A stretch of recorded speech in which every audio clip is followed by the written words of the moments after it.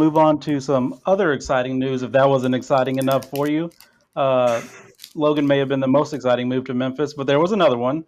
Uh, the Memphis Grizzlies shipped out Desmond Bane for KCP, uh, 4 first-round picks, and Cole Anthony. So, fellas, how are we feeling about this? Colton? I can't wait to welcome them to town. Yeah. I think this is an overpay personally. I think Desmond Bane is a beautiful fit in Orlando. Do not get that twisted. But let me get this straight, right? Cole Anthony, Kentavious Caldwell Pope, and 4 unprotected picks. All unprotected. I get, and you got to look at this from Orlando's perspective. Cole Anthony was like, what, they got like 4 guards right there. They were going to get rid of at least one of those, maybe more this summer. That was for certain. So that kind of diminishes Cole Anthony's value. However, I do think Cole Anthony has some really good potential.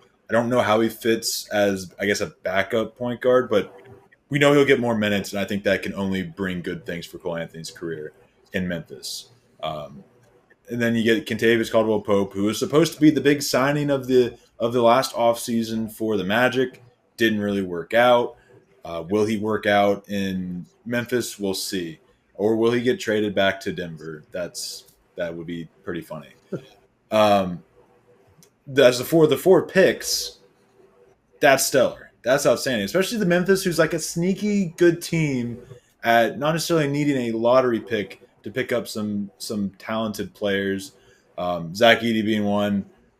They got the I can't think of his name, but I had him in fantasy. It's like Co-Chair or something like that. You guys know what I'm talking John about? Conchar. Yeah, him. They got him out of nowhere. So they're pretty good at acquiring some talent. So you give them 4 more extra picks over the next couple of years, maybe they build something with this core. But the rumor has it they might be looking for a completely different core. This might not be their last trade. They may be looking to move Jaw and Triple J. I don't know how true that is, but it is something that's on the table. We know Memphis has been moving mad here recently, and so we really don't know their next move. However, I will just quickly elaborate on what I said about Desmond Bane being a perfect fit in Orlando.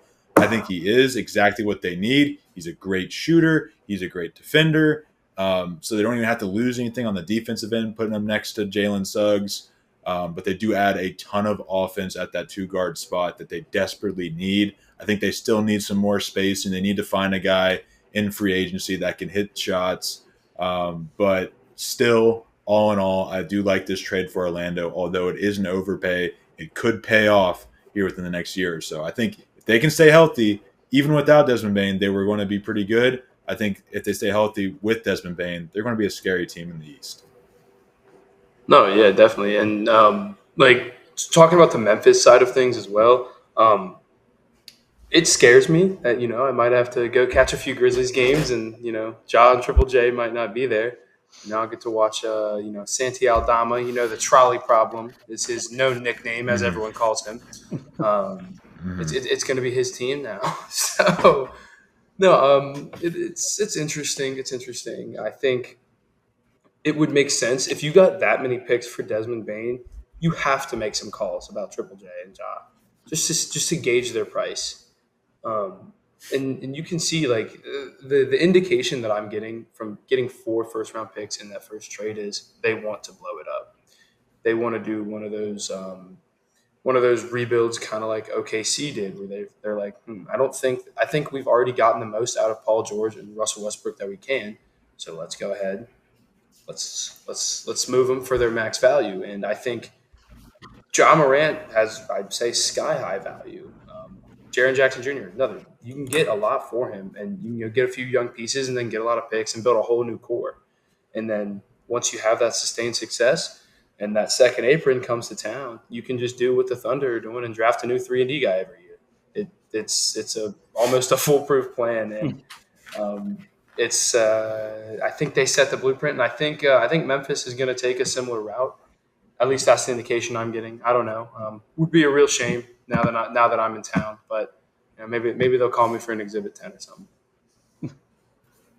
Yeah, I'm definitely looking at this from both perspectives. I love this for Orlando because they fill the hole they need in like getting that reliable scorer. Desmond Bane scored almost 20 points a game on 48% from the floor and 39% from deep. So basically a 50-40 season from him, but they didn't have to give up this much. That's crazy. Four unprotected first round picks. Can we imagine what the KD and Giannis trade packages are going to be now? They're going to have to give up islands. But for Memphis, I'm just wondering what's next because I don't feel like this team is competitive. I feel like they weren't really competitive enough to win a championship last season, and they're definitely not now. So I don't see what their plan is unless they're planning either to blow it up and trade Triple J or and Jaw or sell those first round picks. But it just didn't make sense to me for either side really on this trade. I think if I had to pick a side that won, Orlando won, but I didn't really love it for either side as much as it is exciting that it's a blockbuster trade. Didn't really love it for either side, if I'm being honest.